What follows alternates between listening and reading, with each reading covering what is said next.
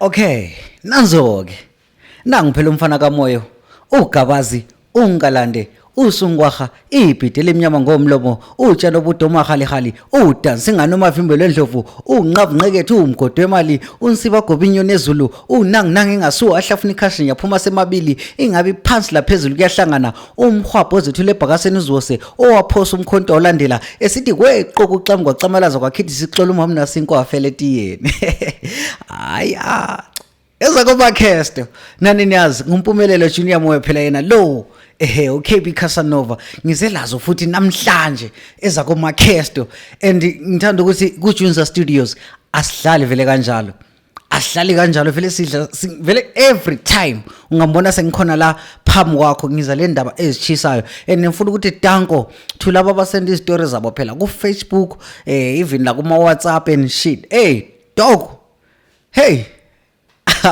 lize limfise ukuthi lami ngize ngikhulume ngesingisi kodwa namhlanje kweza komakhesto ngiphathela indaba eziblind anilawa indaba mina ngizithanda zona ezithanda mina so ungangizwa ngikhuluma indaba yakho mina ungangisoli and futhi angikuncengi ngoba ngeza komakhesto vele za komakhesto zimnandi zinjalo so lifuna ngiliqalele ngenjani indaba yakhona lina eliphaphayo lina elithanda indaba zabantu bomamgobhozi lifuna ngiqale ngayiphi indaba alright manje ngeke ngilitshele ngendaba eyenzakala lapho umunye ngisendele yona indaba yakhe la uthi Mpumelelo high yazi alcohol is destroying my marriage. I'm a 30-year-old woman and I'm married and we are blessed with 4 kids. My husband and I are both employed but we do not make much. We supplement for our formal earnings by growing and selling vegetables ngezomsikeni lezo lanto ezokuthi ngezekasi bathengisa emsikeni lo mfazi wakhe my husband drinks a lot. He buys from a nearby Bokle store Komalaba at our shopping center and has been nicknamed Summer Quotation because of it. He's allowed to take beer on credit. At the end of the month more than half of his salary goes towards drinks, whilst I'm left struggling to put food on the table for the family.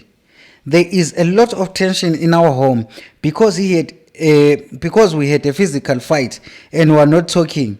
My intention is to go to the Bokle store and confront the lady who owns the Bokle store or the man who owns the Bokle store because they are indirectly destroying my marriage. My kids are disadvantaged in so many ways because of this lady's business decisions.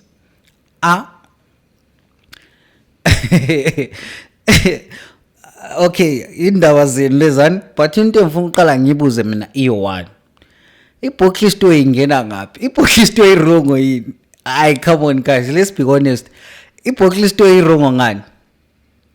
Ukuthi yena uyahambe ekoloda utshwala abajabule regular ungabona vele wena usuhamba vele eBokle store actually even emagrosa sukwana sukukoloda emagrosa wena usulihovethile utshwala mdala asulihovethile utshwala shem live but kodwa mama akunjele eBokle store yafika usithini bengasamkoledisi kumbe bengasamthengisele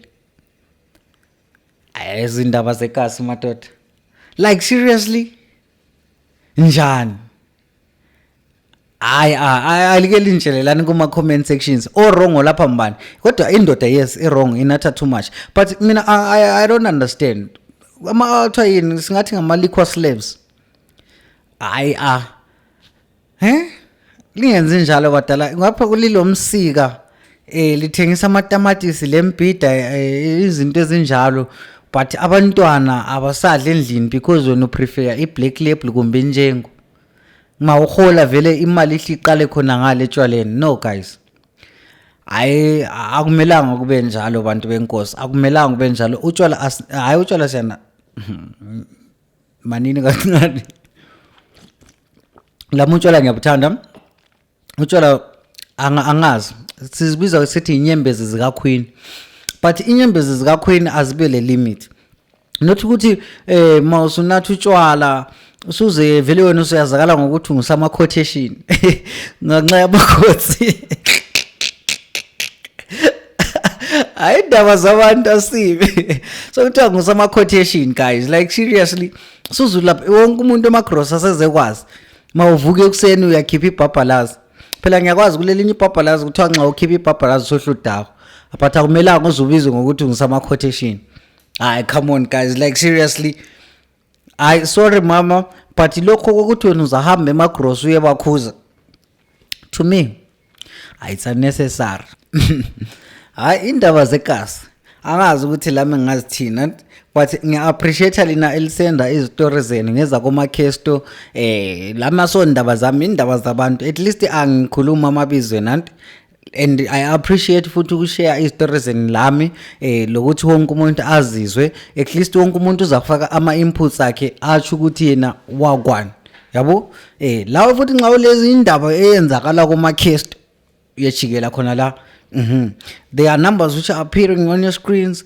Please ungayekeli ukusenda indaba zakoma-Kesto. Indaba zakoma-Kesto akulanto emnandi. Mina angisoma mgobhozi, but ngiyathanda ukuthi ngikhuluma indaba zabantu. Zona actually yizo ezithanda mina. So omunye uthi hello Mpume, mina le boyfriend yami kudala sithandana and mina nde 26 years. So I boyfriend yami ihlala itshintsha ama number. So engatshintsha ama number amanye akhona angisawasave. Khonapha uselama number adlula 6 so far. So amanye ngiyabe ngingawasevanga, kodwa uyezwa kwelilanga esenishingela esithi why number yami ungayisevanga.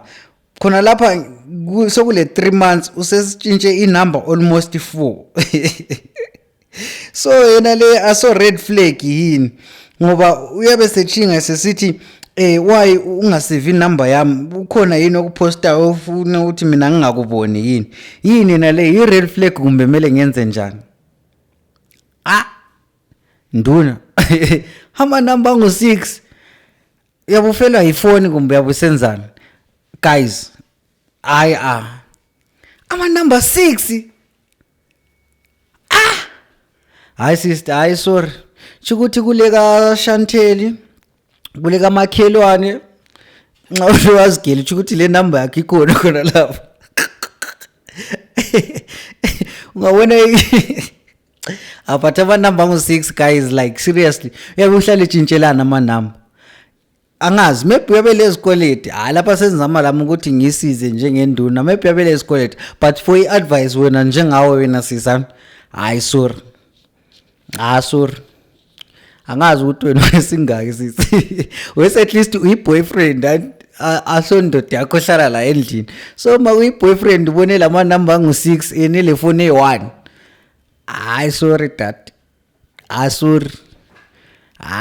Kunzima indaba zabantu mina ngizithanda zona ezizithanda mina. So guys, enze njani, like seriously enze njani inumber ezingu6 amna ngithi chiya lokhu phansi ala amasimba straight 6 ama number. Hayi sesidlala yini kanti nalo usebenza uli receptionist. But ama number 6 ayekela dad shem, ayekela indaba zabantu lezi. And omunye nangu khona lapha untshela ukuthi into le yenzakale recently, uthi bebe logogo wakhe uthiwa ngogogo wabo ade gula, so ade Sempilo hospital they declared her dead. So bathe sebehamba sebesiya collect isidumbu bathola ukuthi ugogo yaphila. Kade Empilo liyenzani guys? Like seriously, I don't know what's going on in Empilo. Last time I heard there was a story whereby abantu batshintshana abantwana esibhedlela but discover abantwana sebekhulile guys. Like seriously, Empilo, what's going on? Selideclare umuntu ukuthi sefile lina selifakele wesekazi phela into enzakala lebe selichayela amabhuku lona amadola. So nxa selichaya amabhuku wena lana imali yakho la yenzani ayibisele ebantwini, kodwa ngcono amabhuku abhalo abathi mina ngeke ngibisele imali singenile selitholele ukuthi umagogo yaphila. I situation guys. But kodwa guys, what's going on with our current hospitals, especially Impilo Hospital? I don't know. I'm funa ukuthi ngi-elaborate much on into zakhona because angila lwazi, but ama mistakes abayenzayo angisawazi. Last time futhi I checked there were highest numbers or kumbe ngithi highest rates of ama-fraud nurses and doctors abanye sebebanjiwe besebenzise ama-fake documents and stuff like that. Guys, what's going on? Please, ngiyazi indaba zakomakhesto but leyi hayi indaba ebuhlungu. Ngicabanga ugogo wakho sokuthiwa utshonile ubusise discover ukuthi yena uyaphila. Abone isibhedlela sesike safona endlini kwathiwa ugogo setshonile. Not ukuthi kumbe njani but kuyi mistake in guys. Sorry, indaba zakomakhesto mina ngizithanda athi nisidluleleni phambili. So if wena ule ndaba lawe ufuna ukuthi ngiyikhulume lapha indaba eyenzakala komakhesto, please ngiyacela jikela lapha ku comment section, kumbe yalanda ku Facebook ngeza komakhesto under ku Junza TV, kumbe yalanda kukhona kuMpumelelo Junior Moyo, ujikele istory sakho sisikhulume lapha indaba yakomakhesto. Lapha asigophoze indaba zithanda thina, zithanda mina. Actually mina indaba angizithandi, zona yizo zithanda mina. So omunye uthi hi Mpume, ngicela umfihle identity yami, kodwa mina ngathandana lo muntu wami kusukela 2019, then end of that year ngabe sembambisiso. Umuntu engayenda kuye yonke into ihamba kahle, wagcina esefuna ukunilobola, wanilobola, kodwa wayentshelile ukuthi yena ulomfazi. Umfazi wakhona waya e-UK, kodwa umfazi wakhona bayalana, as in they divorced. Kodwa isimanga every time ambamba ifoni yakhe bakhuluma kahle, umfazi uhlala ethumeza imali, undoda wakhona ulabantwana vele abayi2. So yena uyasupporta abantu bakhe lo mfazi. Mina since ngabambisisa umntana wami usele 1 year. So umfazi lo uyathumeza impahla, athumeze le mali. Izolo ngithe ngibala imessage, umfazi ebesithi uyabuya for uDecember, bafuna ukuthi bephume eVic Falls labantwana. So mina ngebe sengisele ngi1 endlini lo mntanami, kufe yini khonoko?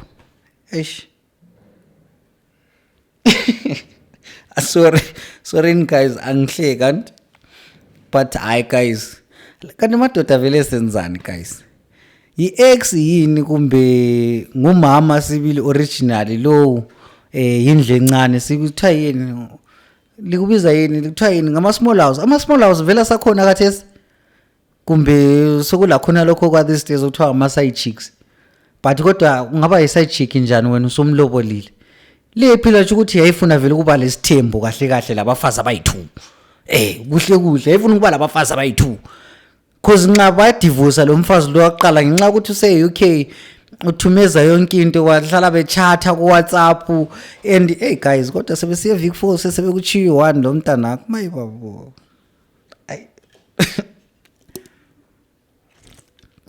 Ngeke ngehlisa ulaka. But sorry guys, lamali ke lengisize le yangisinda le. Baya follows wena ususala wazi ngoDecember ngeChristmas, let's hope abahambe mhla ka25, at least la ngabe uspecify ukuthi bahamba nini bese yakunceda. Nxa kuyikuthi bahamba ngeChristmas, sorry dad, sithathela umntwana ubuyele ngini, angazi mina kumbe wrong. Cause nxa kuyikuthi i-ex but balokhe bechatha wesese UK, shuthi indoda phela vele ihlala ireceive imali, kumbe asazi undoda yasebenza yini owaqala. Nxa engasebenzi kuyikuthi uthola imali from e-UK, sorry sis, hayi kodwa sabe sithi maybe uzama imali, but as long kodwa lawe ekusiza angazi, but as long uyasupporta yini umntwana. But guys, lezi ngeza komakhesto angizithandi, zona yizo ezithanda mina. Indaba zabantu at least bona banithumela indaba zabo, lawe ungadondi ukuthi uthumele indaba yakho yakomakhesto, whether indaba yakho kumbe ngenzakala komakhelwane lapha kukweza komakhesto. Ayijiki vele la steering, and vele lapha siyanyiya, anjayi nje mfihlo mphini, lapha siyanyiya. Khuluma indaba zabantu la, ungesabi ungezwa kuyenzakala komakhesto, senda senda siyayikhuluma khona apha sixoxeni at least lani liyawazi elithanda indaba kuma comment section vele let's flood mina vele ngihlala ngikhona 24 hours 24/7 asifladenini guys khona lapho ngoba indaba zabo makesto zimnandi yazi ukufana lana uyakunanzelela ukuthi ungapheka isitshwala nginani let's say lipheka isitshwala esilombhida asikho mnandi guys isitshwala esilombhida yes even ngaze uthiwa upheke kanjani but kodwa ungahamba esidla komakesto the same thing isitshwala esilombhida uyezwa simnandi mina ngidle emalayinini guys akidle emalayinini kodwa isitshwala sakumakesto simnandi blind so into is the same concept indaba zakumakesto zimnandi so lawe you can drop your ndaba ngiyibala mina sixoxe ngayo mina nchayinja mfihla umphina angisabi whether it's bizarre or it's something enjani lapha vele we are not censored ngeza kumakesto la ngeza kumakesto whether sikhuluma ngezembedeni whether sikhuluma ngabantu abarephayo whether ngababulalayo kumbe ngezinjani indaba esizixoxayo khona la whether indaba ekhona ibuhlungu kumbe indaba ehlekisayo mina ngeke nihleke indaba ezisibuhlungu but ngeza komakesto guys so asikhulumeni lingasabi lingadondi futhi ukujikela indaba zenu antsho phela yes ngeza komakesto ngidlulela phambili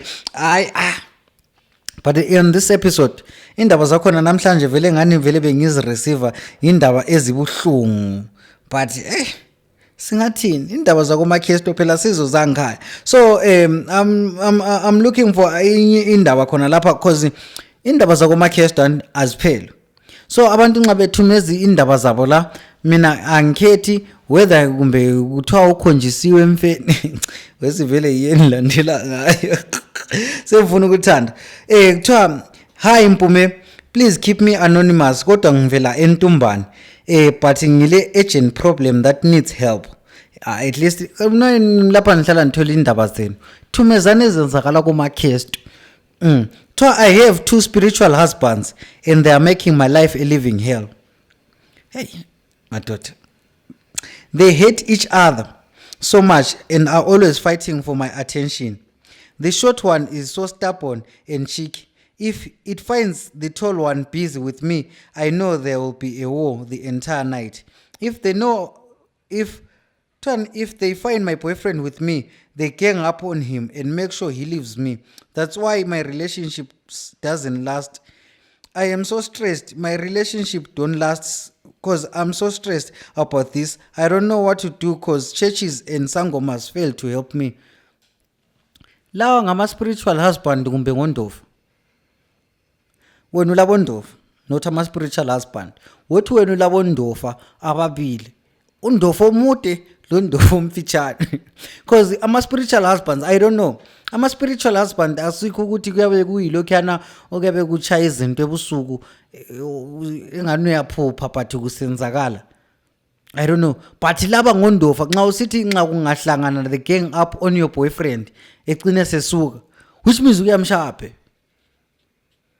and futhi wena ngendlela obhala ngakhona anti wena ngani uyabazwisisa laba bafana laba sorry I'm not judging because usuku wahamba la sezangomeni la sechurch but uthi vele bayi2 actually uzuthola bayi2 kwahamba njani zisa angeza komakesto guys ngeza komakesto indaba zabantu lo ulabondofa ababili singaqamba amanga lo ulabondofa abayi2 omude lo mfitshane cabanga nje nxa kunguwe usuzitholele imamase elisharp with big nyash ubelieve ukuthi lapha sengizibambele uthi uyafika khophane ebusuku seliqalisa igame yakhona nanka amajita ayi2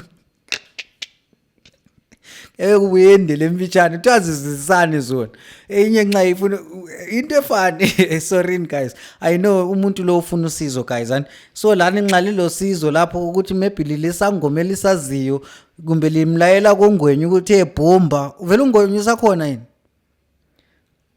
usakhona kongwenye obombayo I don't know but nxa ukuthi limlayela limlayele guys umuntu lo labondofa ondofa bakhona bathandisekisi and bayi-2 nxa engathola omunye umtholo omunye omude engathola umfitshane ezishayela ikhabara lo mfitshane engathola omude ezitshayela ikhabara azizwisisani kodwa nxa kungaba le physical boyfriend sokusiba ngulokhu zenini ngu-Triple H lo Shawn Michaels so kuyi-DMX kuthiwa i-DMX sesitshaya umember blind hayi mna madoda kodwa hayi bosisi ayekelani izinto zama-spiritual what kanti vele kuvela ngaphi into zama-spiritual what aso spiritual what ngondofa ungatshayi ungakumbi ukuthi ukhulume ngesikhiwo ngondofa ulabondofa ababili sisi sorry kodwa ngeza kumakhesto lapha thina asincengi kodwa nxa ufuna usizo guys okwaziyo nanga umuntu ufuna usizo jikelani kuma-comment section khona lapho ukuthi ayenze njani nxa kule nyango yaziyo lawe kumbe ufune umadzibhabho lawo maziyo nimsizeni usisi gayo usekhathele ngabondofa abondofa bamnanka blind and akasela ama-relationship ahlalayo let's say maybe ukhonjisiwe 1 or 2 weeks wazama ukuba le boyfriend yangani yamncanya once sithi ondofa sebezondile phumbani cabanga usuphuma ugijima ungaqoka